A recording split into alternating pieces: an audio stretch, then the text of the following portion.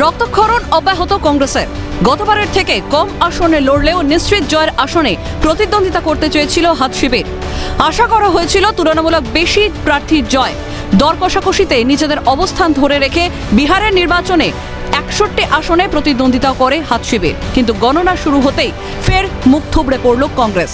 গেরুয়া ঝড়ের কাছে কার্যত দাঁড়াতেই পারল না হাত শিবির। ভোট প্রচারে গিয়ে শরিক দলের নেতাদের নিয়ে রাহুল গান্ধীর নদীতে ঝাঁপ কাজেই এলো না। কার্যত রিক্যাপ হলো 24 লোকসভা নির্বাচনের।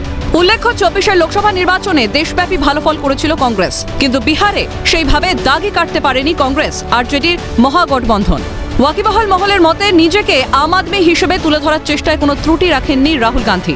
জলে নেমে মৎস্যজীবীদের সঙ্গেও মাছ ধরেছেন তিনি, কিন্তু বাস্তবে আমজনতার একজন হওয়া আর নিজেকে আমজনতা প্রমাণের চেষ্টার মধ্যে বিস্তর ফারাক।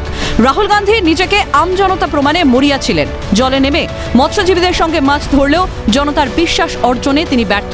উল্টো দিকে দাঁড়িয়ে মহাগঠবন্ধনের অন্যতম বড় শরিক আরজেডি তুলনামূলকভাবে লড়াই দিয়েছে এনডিএ জোটকে। বিশেষ লাভ না হলেও যে কটা আসন মিলেছে বেশিরভাগই আরজেডির। তুলনামূলক ভালো ফল হয়েছে সিপিআইএমএল লিবারেশনে। অর্থাৎ বছর ভরে সঙ্গীদের উপরেই আস্থা ভরসা বিহারের মানুষের। তাই শরিকদের নিয়ে রাহুলের নদীতে ঝাঁপ কংগ্রেসের জন্য তাৎপর্যপূর্ণ হলেও বিহারের মানুষের জন্য নয়।